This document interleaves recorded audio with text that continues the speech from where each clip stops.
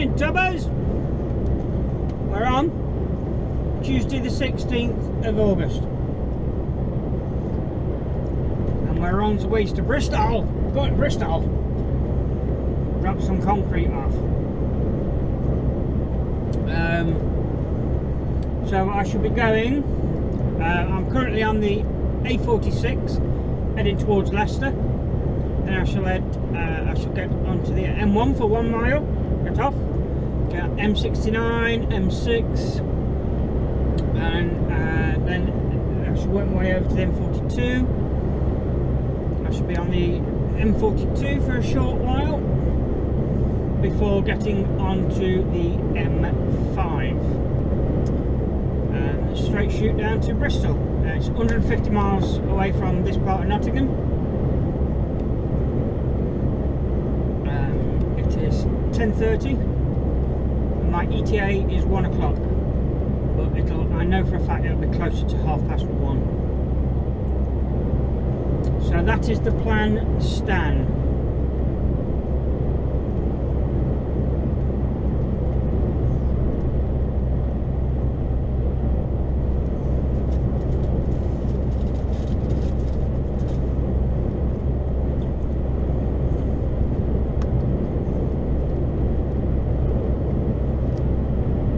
Just been to fill up because I've been doing a lot of localish runs, so you don't need a full tank to be doing your local runs, you know, within a sort of hour or so of your depot. And like last week I got right through to Thursday before I had to fill up, but I was down to half a tank. And obviously I wasn't going to go down to Bristol on half a tank, not when I know that there's a petrol station just en route that takes the card that I've got. At some point, and this might sound silly to a few of you, but at some point I'll show you the process when it comes to fueling up, because you think it's straightforward, just drive in, fill up, but a lot of people, they don't know what's what. They've never fueled a truck up before, or a company vehicle. So, I mean, I hadn't got a clue when I first filled mine up. So I shall show you that at some point. It's another cracking day. It's set to be around about the 26-degree mark. Up this way, I don't know what it's like down Bristol.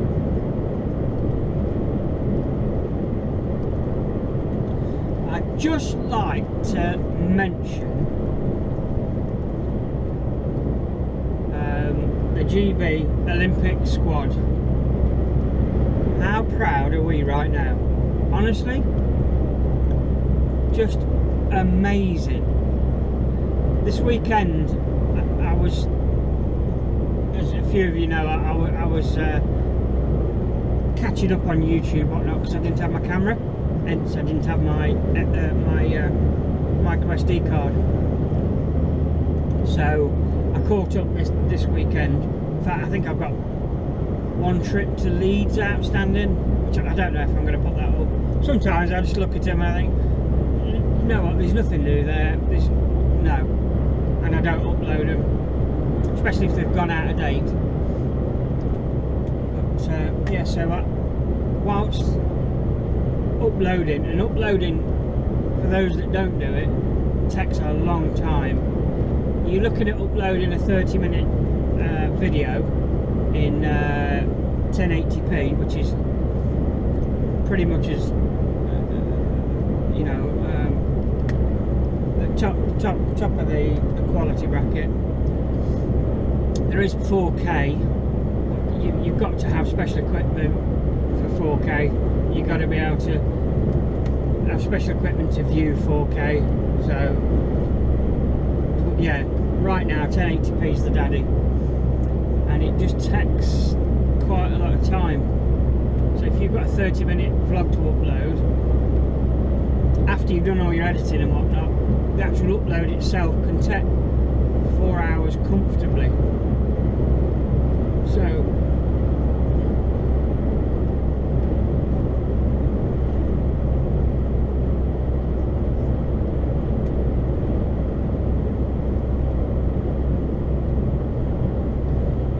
watching the athletes and whatnot do their thing. Amazing. I don't know if you can all remember that in 2012 it was almost like nobody really gave a stuff about the Olympics. Nobody really, you know, there was no big hype, not like you get with the World Cup, like they're banging on about that 2 months before it starts. But no, it was just, I don't know, it was like, yeah, people were talking about it, but people weren't really, all you heard was, oh yeah, we'll mess it up, oh it cost the taxpayer, we could do this, that and the other with that money, we could improve the NHS. Well, do you know what, you've got to have a bit of fun in life as a country, you know, you've got to promote yourselves, you've got to do this in life, you've got to enjoy it as well. And I don't regret a penny that my taxpayers' money that funded the Olympics. I thought it was an amazing 2 weeks of events, absolutely amazing, and that it brought everybody together just for that 2 weeks, you know, and then it went again. And it's so sad that we can't be like that all the time, because that's how I feel. Do you know what I mean? I always feel sad that people aren't, they're all too easy to rip chunks out of each other rather than help each other. And it's not an airy-fairy mindset, it's not an idealist, do you know what I mean? It's just something I prefer. I don't like fighting, I don't like upset, I don't like, you know, slagging people off and all that. It's just not who I am. And I just, sometimes you get a bit much of it, all the road rage, etc, etc. So it just brought us together as a country for a couple of weeks, and it was proud. And we did wonder that if that legacy that was set back then would continue in Rio in 2016. And God bless them, it absolutely has. You can see the passion pouring out of them when they achieve their goal. I mean, I don't know if any of you watched Mo Farah's documentary on the absolute hell and back he goes through just to be able to do what he does, like he did on, was it Saturday night, Sunday morning? Oh my God. No, it was Saturday evening, wasn't it? And I mean, they tripped him up, bless him. His training partner, who was in the race, I can't remember his name, but accidentally caught his heels, and down he went like a sack of spuds. That would have finished a lot of them off. You know, they'd have been rolling around, licking the wounds. Like, but Mo, he got up.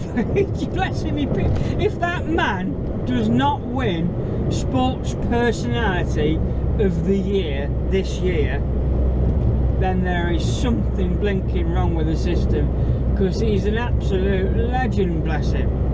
You couldn't wish to meet a nicer guy. He's just lovely, isn't he? Do you know what I mean? And I know as a nation we took him to our hearts. And yeah, he got tripped up, down he went. He bounced back up like a bleeding rubber ball. And he just carried on like it hadn't happened. Do you know what I mean?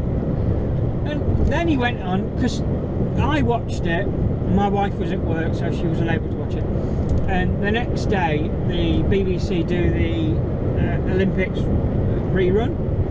So for those that don't stay up late to watch it, you can see it the next morning. And I said, oh, that Mo race is on. I said, you won't believe what happens. And when he fell over, she thought that was it. You know, she thought, oh, that's so unfair, he's trained so hard for it, etc.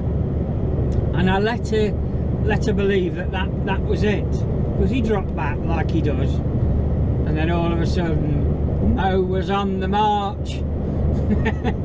And off he went, and he just made it look so easy, a bit in the same way that Bolt makes the 100 metres look easy. Do you know? I mean, I watched Bolt in his qualifying, round, and he oh man, and he won. He come from nowhere. He was lagging behind like he does, and he was like, he got up to the front, then he looked across, saw, you know, where everybody else was, and he just eased off. For the last 10 metres of the race, he just eased off. You could see him physically. It's almost like he'd popped for a cup of tea, you know what I mean? Yorkshire Gold Mine. But yeah, so he's just such a cheeky son. You'd hate him if you were competing against him. Do you know what I mean? He'd just demoralise you. But he just makes it look so easy. Well, Mo does that in the 10,000. He just, I don't know, just turns it on, doesn't he? Kicks on, off he goes. And bless him, he's got gold. He's got his 5,000. I think that's sometime this week, isn't it? It might be this weekend. I'm not sure. But I hope he, you know, he gets his gold in that, because he's worked so hard, bless him. And all the other athletes in the velodrome, in the pool, the diving, equestrian, the sailing, gymnastics. We've never been that good at gymnastics. Do you know what I mean? Is it Craig Rutherford on the doing the long jump? Oh, bless him, he was gutted. You could see the passion in him, because he'd only managed to... He felt like he'd let us down, man, because he'd only got bronze. Bronze! Bronze! There's no blinking shame in a bronze. You're on the Olympic podium. God, I'd be happy just to be there. I'm only getting a medal. But yeah, I mean, he just, you could see the emotion in him. I don't know if any of you stopped up to watch Del Potro and Andy Murray. What a ding dong that was. What an absolute ding dong. And I think what made it more difficult was that I think it was humid that night, and I do believe that the tennis court was open. In fact, I know it's open, and it was so humid, and you could see it. I mean, it was a 4-set. I mean, I know they can go to 5 sets, but 4-set absolute marathon, and it took it out of both of them. You know, there were parts of the match where Murray was clearly in charge, and then Del Potro, he'd come back, and then it looked, for a while it looked like Del Potro got the upper hand, but don't ask me how, but Murray dug deep and found a way to come back again. I don't know how he did it, honestly. And he won gold. He's retained his gold medal. That's unreal, isn't it? And it's just, I don't care about the medals. I'm absolutely honest with you. If they'd gone there, tried their hardest, and come away with nothing, I'm happy at that. They gave it their absolute everything. You can see that passion. You can see how much they want it. And I don't want to kick people, you know, but I just wish, and I think some of you know what I'm about to say, I just wish that we could install that passion, that hunger in the England football squad. I really do. And I'm not saying that a lot of them haven't got passion. I'm not saying that they don't try, but they certainly don't display the passion. You know, it's like something goes wrong. And I know there's a difference, because these athletes, this is all they're training for, to compete in big championships and the Olympics. That's what they do. I mean, they have a 4-year plan, for God's sake. So, and the footballers, they do have to do a season of hard football, and then it's straight off the back of that they're doing either the World Cup or the Euros. So I understand it must take it out of them, but there are other teams out there, especially in the World Cup, that are displaying that passion that I'm talking about. You know, I mean, the Germans have won it 5 bleeding times, for God's sake. So yeah, I'm not kicking them, because I thought when England played this year, when we started off, it was a whole new style of playing for them, attacking football, and I loved watching them. There's a lot to take from it, but somewhere along the line, and I don't know why, I don't know if ego started to play into it, but something went wrong, because we were playing brilliantly. You know, I love to watch that attacking football as opposed to the defensive football. Defensive football is so boring. So yeah, I just want to transfer a bit of that into the England squad, because right now I don't think as a country we could be any prouder. You know, I mean, we're second in the medals table. How did that happen? Second behind America. And what you got to remember with the American athletes, A, they're heavily sponsored, heavily sponsored. I mean, I know we've now got the lottery, which is, well, it's reaping rewards, isn't it? But the the Americans, they're state-backed and everything, and there's a lot more of them. They've got a bigger pool to fish in, if you get me. I mean, I can't remember how many millions of people live in America, but it's a lot more than our country. So, and they take a bigger squad. So yeah, they're always going to be on top, I think. You know, with what happened to the Russians, which was the biggest shame. You know, somebody needs to teach them that they don't need to cheat to win. You know, and I'm sure not all of them were taking drugs. You know, but yeah, it's the biggest shame. Right, I'm just about to get off the M69 onto the M6 junction 2.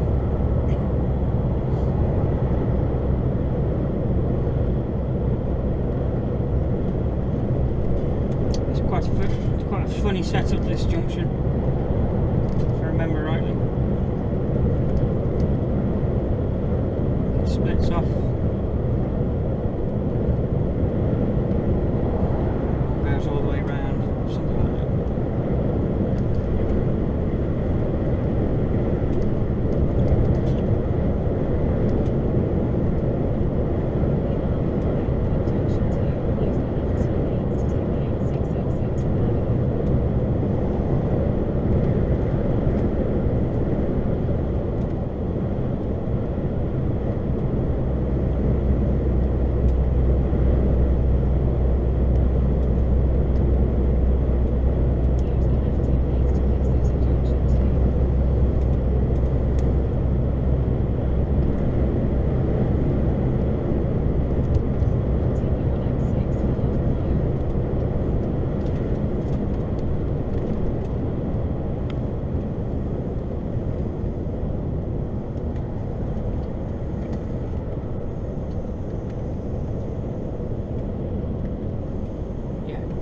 Barriers, look, now they're replaced with new ones. That's the exact reason I've slowed down. You can guarantee you that's my vehicle's going too fast. I bet you I'm not. There's quite a few heavy goods vehicles shed the load. Not on my watch.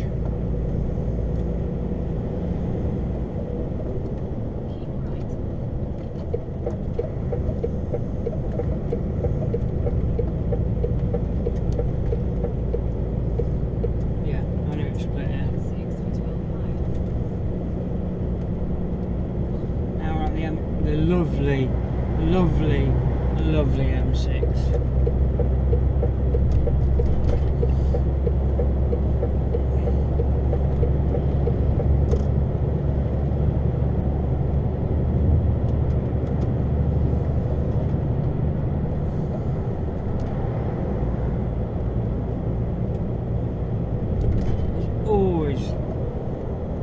congestion on this road. Always something going on.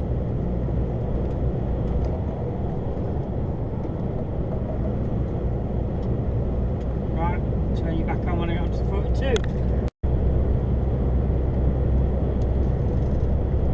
M42, southbound, destination M5.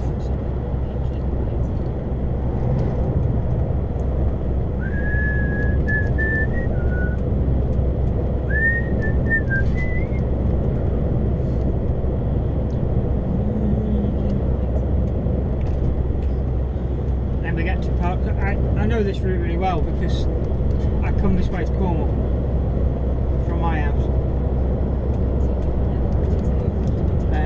You get to a point on the M42 where you come to a fork, and years ago it was always quite easy just to take the wrong side of that fork. But now, being wiser and older, I knows better.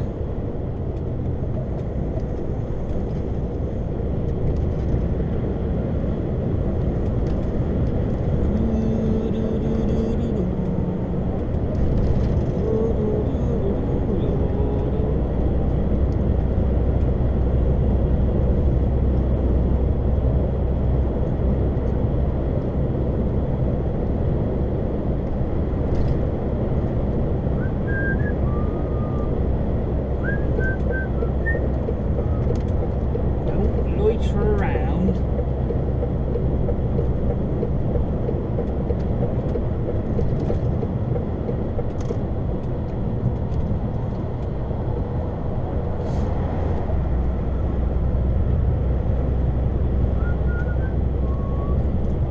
Right, turn it back on when I get onto the M5. Right, we're just coming up to the junction of the M5.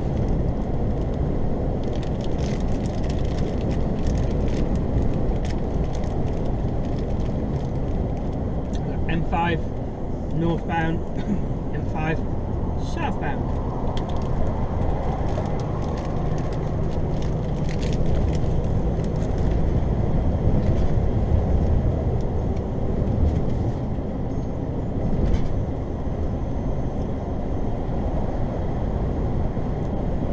I've got 70 miles left to do.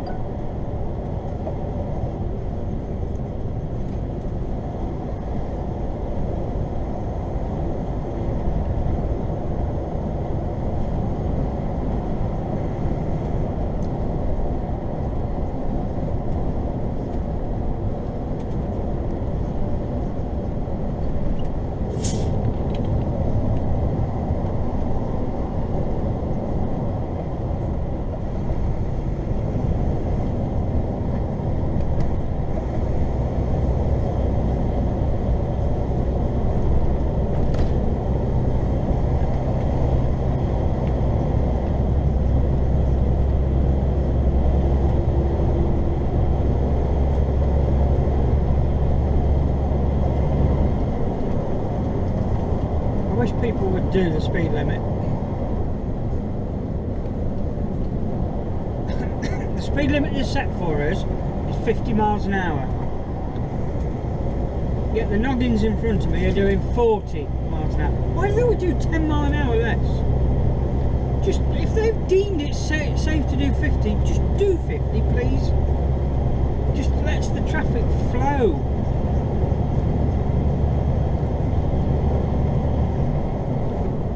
That's why the HGVs have moved over to the right lane.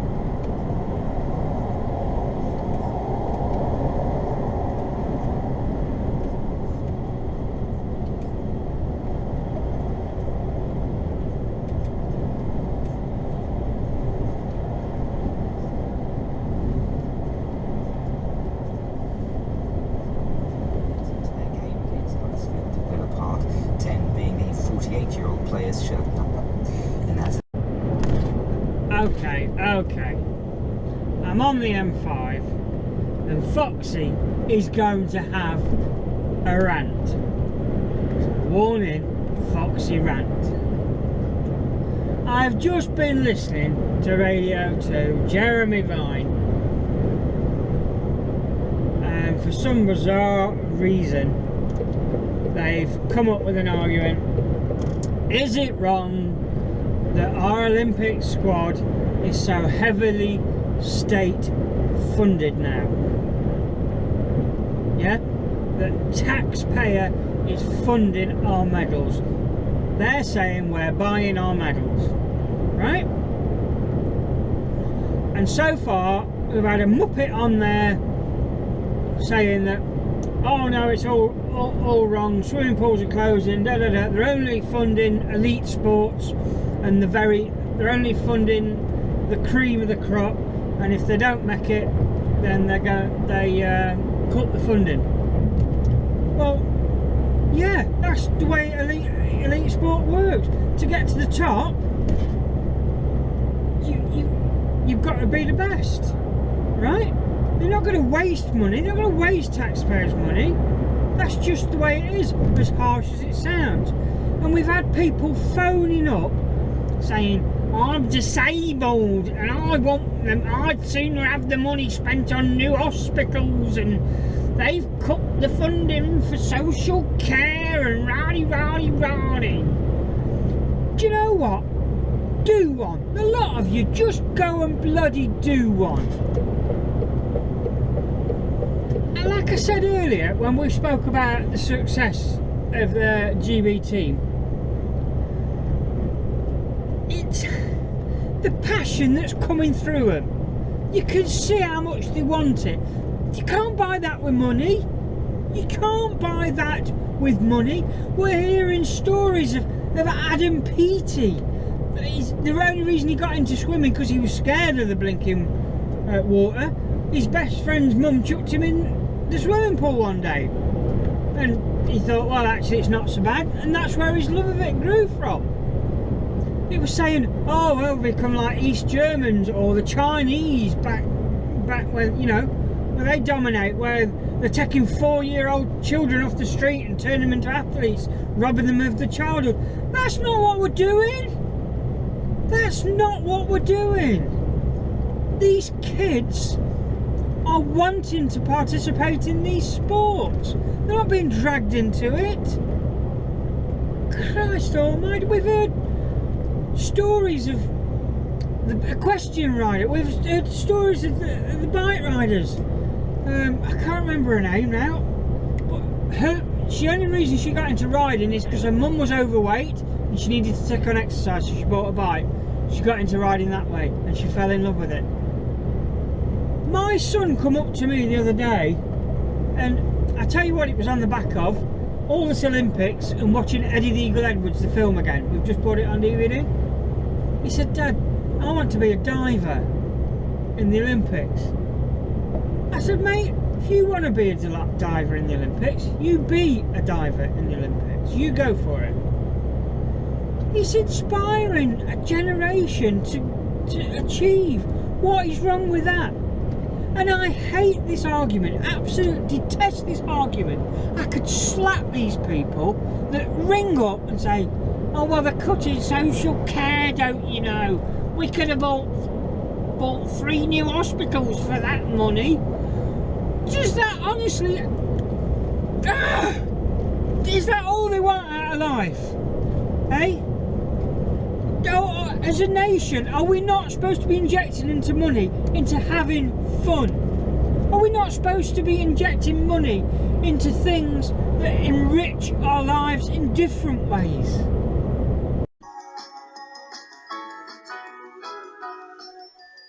Joe Jackson, stepping out, ready to talk about the lessons from Rio and from the brilliant performance of Team GB there.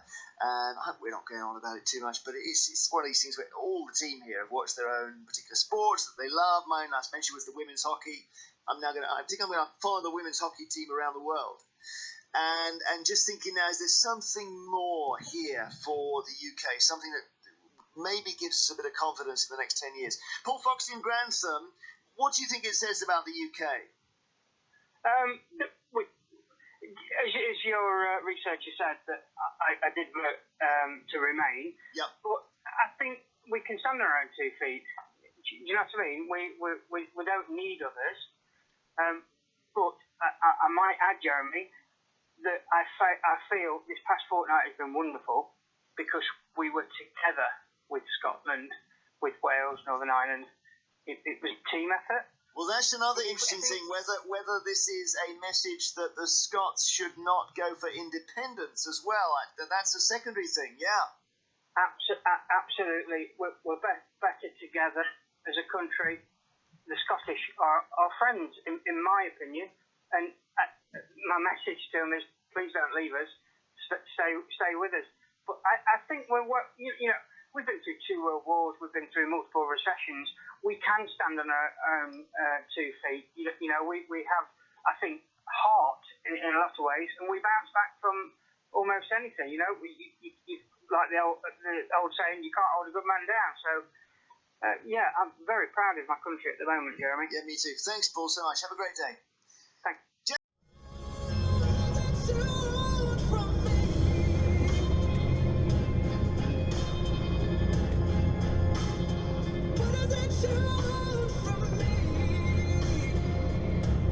Special guest Nell Bryden.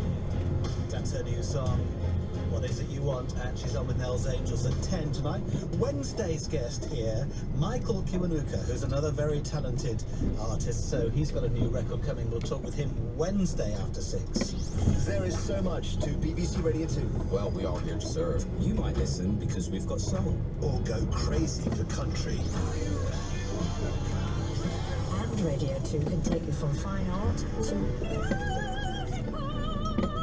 Not to mention a ton of live music that'll make you feel like you're there. We'll even turn you on to music documentaries. And